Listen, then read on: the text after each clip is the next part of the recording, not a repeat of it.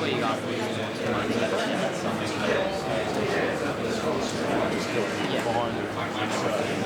It's in a subfold.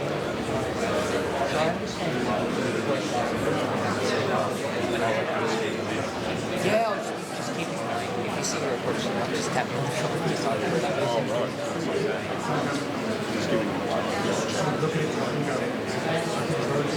You can look up. Yeah.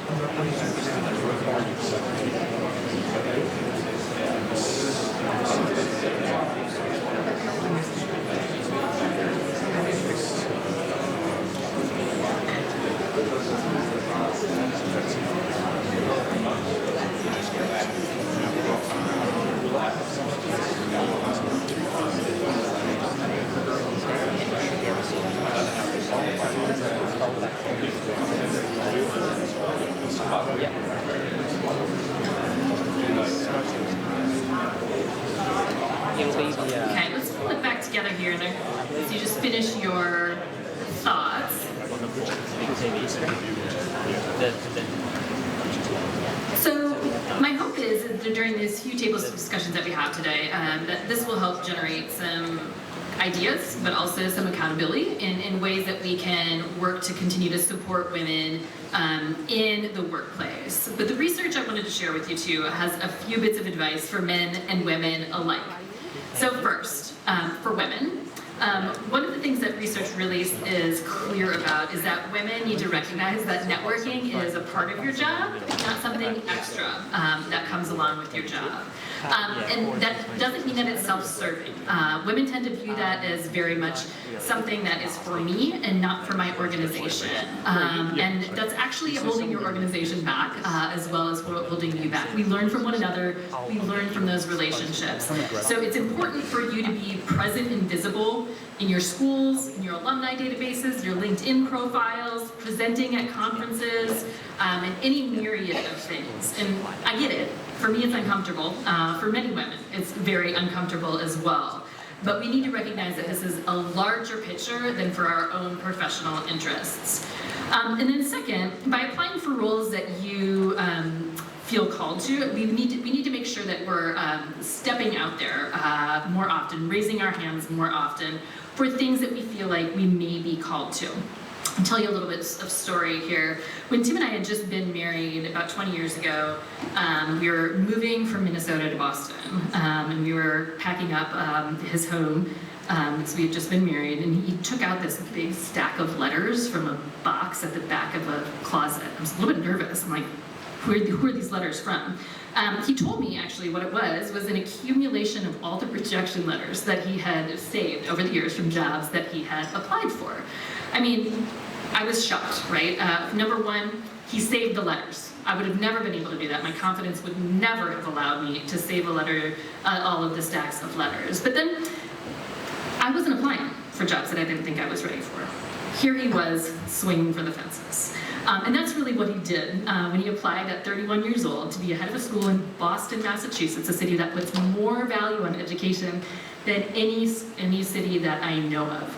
He earned that job through the interview process, and it changed the trajectory of his career and really of our lives.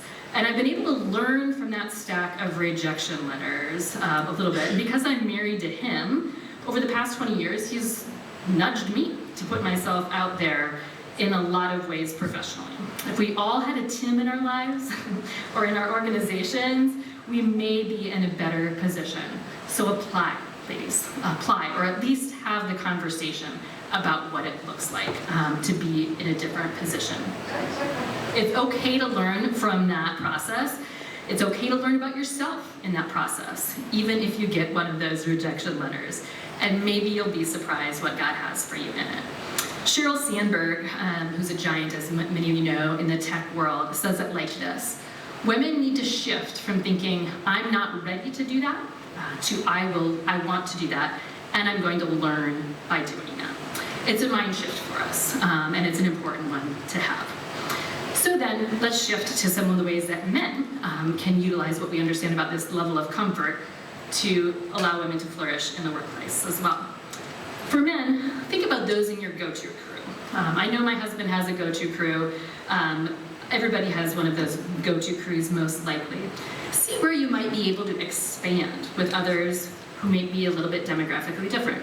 There's nothing wrong with your go-to crew. You don't have to delete that group chat from your phone. But think about ways that you might be able to expand beyond that go-to crew to get to know people more deeply that are a little bit different than you. That's good for you. That's good for your organization. That's good for God's schools.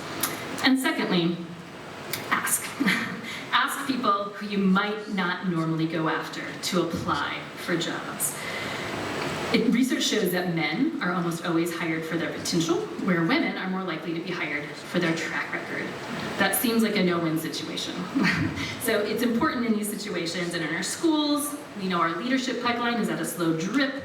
It's increasingly important to reach out to people, to think through beyond that go-to crew, to apply for positions that they might not otherwise apply to. A couple of ways that we can think about going beyond our comfort zone to support women in the workplace. So now I want to move on to possibility 2. This is an issue of perception, protection, and perspective. We know we were created in God's image. He called it good. That's our creation part. We know that sin has come into the world, of course. That is the fall part. We know that that has distorted how relationships are. And we know that culture can also make it really hard for us to do what we know is probably professionally right. We exist within a larger cultural milieu. We know that we have to make decisions based on some of the ways that perceptions take place. And we know there are a lot of perceptions surrounding men and women in relationships. And in the church, those seem to be especially acute. The list of stories of marital infidelity of pastors and church leaders is long. Issues of harassment have been very well publicized, and theological giants have fallen on the basis of many of these things. So it's no surprise that men in leadership feel concerned about how they go about these professional relationships. That's a perspective that we need to understand. Perhaps women feel the same in that way. So as a response to my question at those lunch tables with those 4 men that I trusted, why do you think this is? One of my colleagues said this: I have this issue with women I work with too. He said, I had this goal of having breakfast or lunch with every board member and leadership team member this year, but I felt like I couldn't go to a restaurant alone with a woman. So I had those meetings in my office. I thought about having 2 female board members or 2 team members at a time to lunch too. I just don't know what to do. I know it's not right. And I understand his conundrum, and you probably do as well. I don't think that there is a simple solution to this. As a female leader of an organization composed of 92% male heads of school, and that's our primary contact point, I have this experience too. It's nothing that I think has an easy solution to it.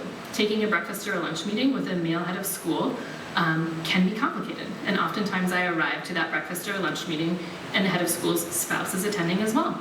I like their spouses. It's fun to have their spouses there. But we know that there are some issues that come away from that. We know that our relationships as Christ followers need to be set apart. And there's no question about that. But we also know that an honest conversation between colleagues can more likely take place more comfortably off campus than on. We also know that the more people you add to these conversations, the less transparent they become. It's a reality, and it's a complicated one. At times, we need to be able to have these candid conversations, both for the health of the individuals involved as well as for the overall organizational health. And many women leaders that I've spoken with do feel that this is a barrier to their organization's health and to their own careers. At times, they feel it's a disadvantage to be a woman. They understand the perspective, they understand the need for protection, and they understand the need to care for perceptions. As the conversation went on, the other men recounted kind of the layers of protection that they take to avoid the image of wrongdoing. It's a lot of work for these men to be able to do this, and we understand that that is a cost. It costs something as they go through this. They recognize that cost, and it costs women something too. Sharing experiences, sharing perspectives, developing professional relationships can stall out because of some of these things. And while as a mom, the phrase, it's not fair, maybe ranks at the top of my list of least favorite things to say, I think the reality is true that this is probably just not an equitable thing. So the second question that I asked after this discussion is, what can we do about this reality? It's a reality in which we live. We understand the perspective. We understand the perceptions as well. So what can we do to go forward? So I want to have this conversation with you in your table groups. If you just want to discuss a little bit here, what has resonated with you about this idea of perception, perspective, and protection? And do you have any action steps to navigate this tension? How do you go about navigating this tension in your work? Just a few minutes to chat about this.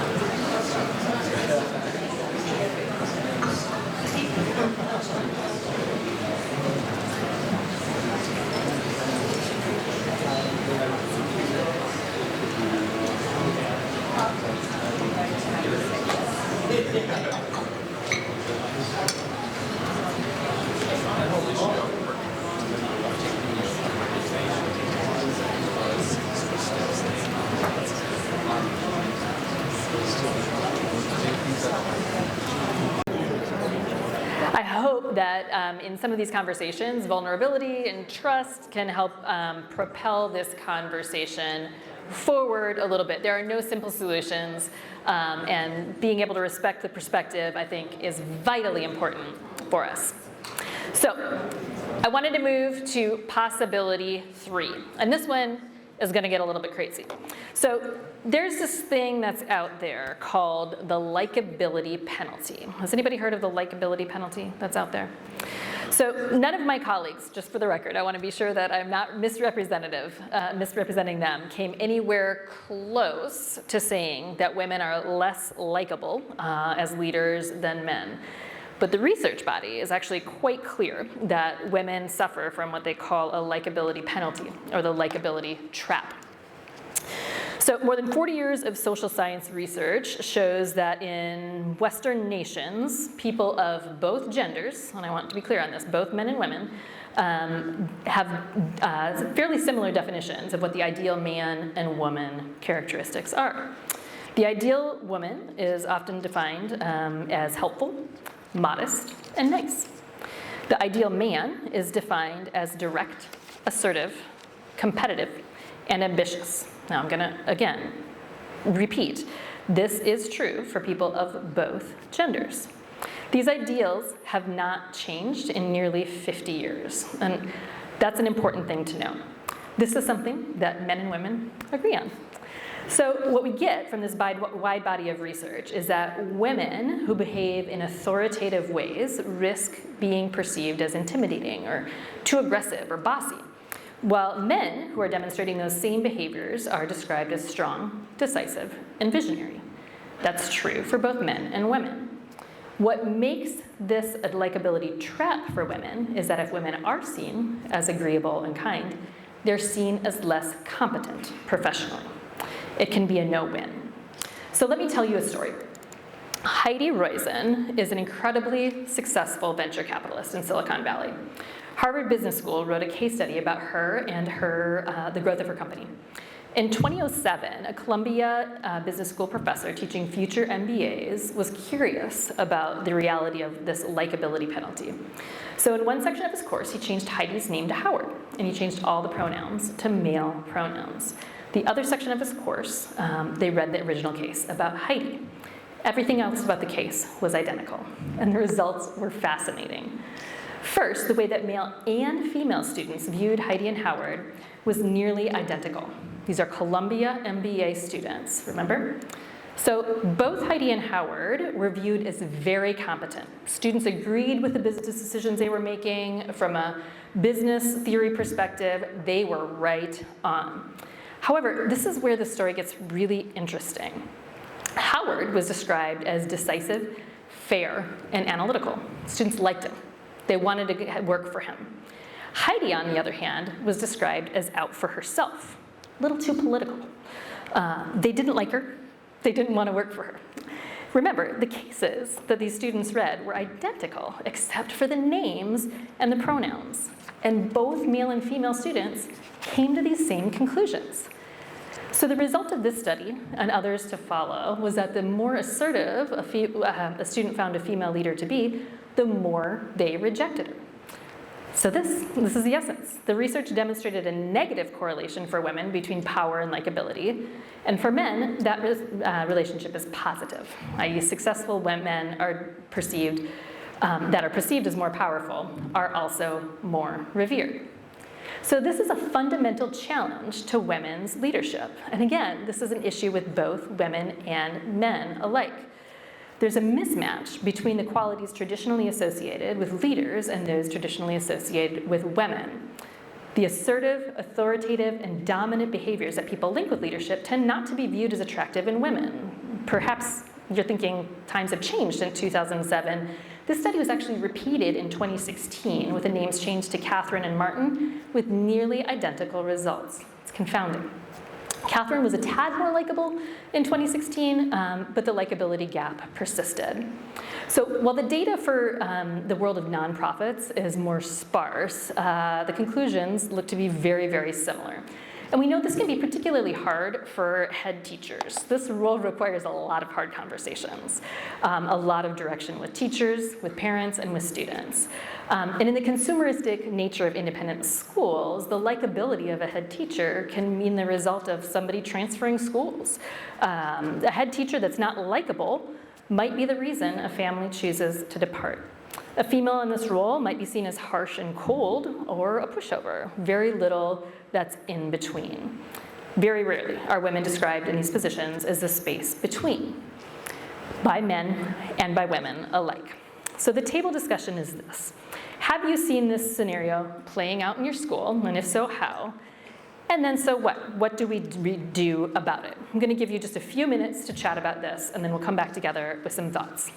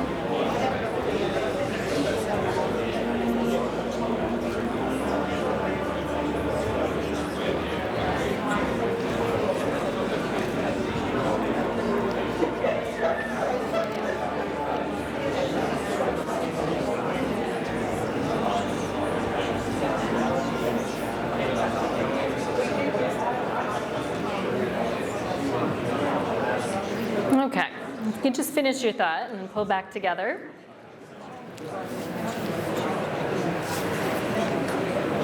So again, this is a complicated outcome of the cultural context in which we live. There's not much we can do about some of these perceptions about what men and women ideal behaviors are.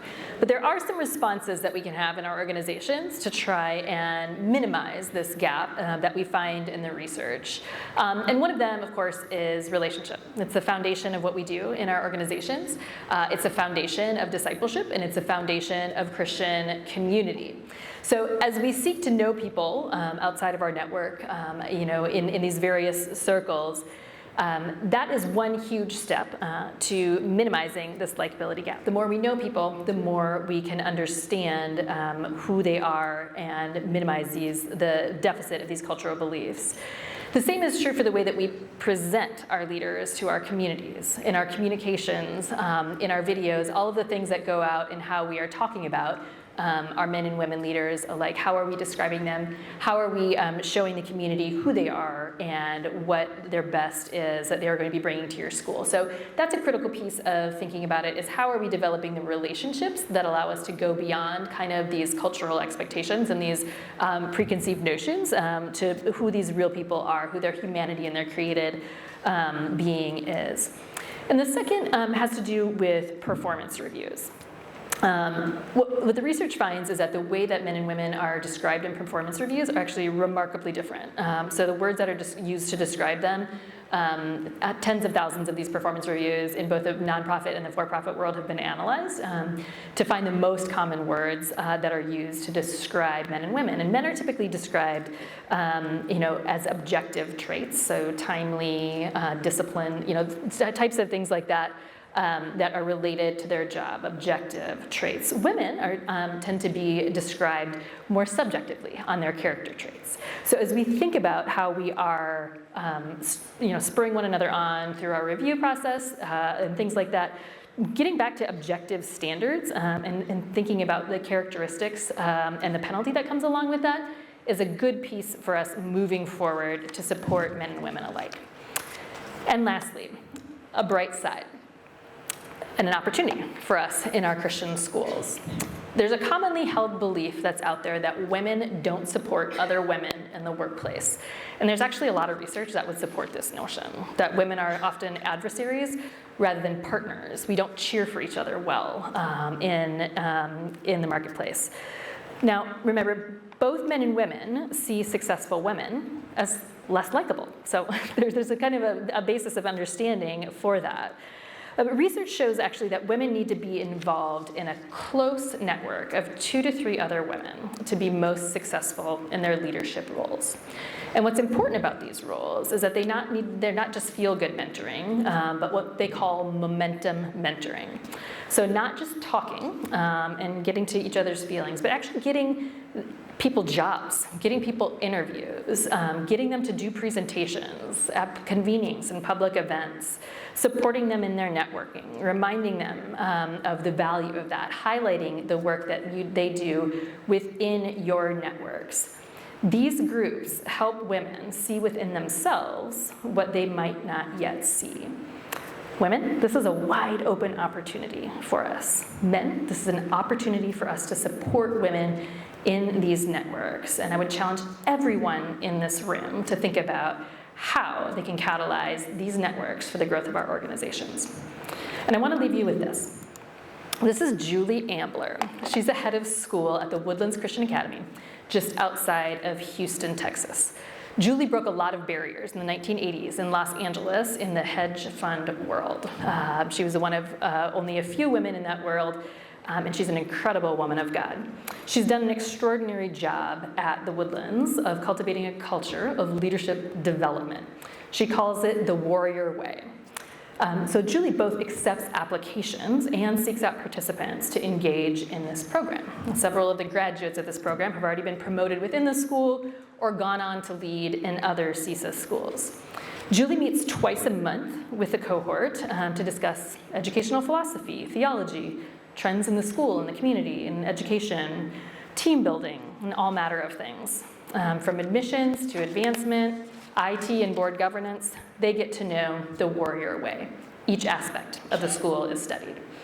In this way, what Julie is doing is creating norms and a culture at the Woodlands Christian Academy that continues to build into leaders, to break down stereotypes in this cohort. We have relationships being developed. We have deep mentorships being nurtured. Common language and understanding is being developed. Learning is very cooperative and trust is being built. Momentum mentorship relationships are created, nurtured, and launched very intentionally. Julie knew and experienced so much of the research that we chatted about today, and she was determined to support women in her school, knowing that it was both women and men that bore the responsibility for that. While the warrior way is just one way that Julie has attacked this, the opportunities are really endless in our organizations when we recognize and are really willing to engage in the both and of our relationships. I'm excited about what can come from this. I'm excited about the opportunities that are out there for us when we recognize the both and in our organizations. So I thank you for your time. I hope this is a helpful time for you to be reflective on what you're doing, and I thank you for your commitment to providing the highest quality Christian education possible. Thank you for what you do. It's a pleasure to spend time with you, and if you want to talk about any of these things, I'm here. Thanks.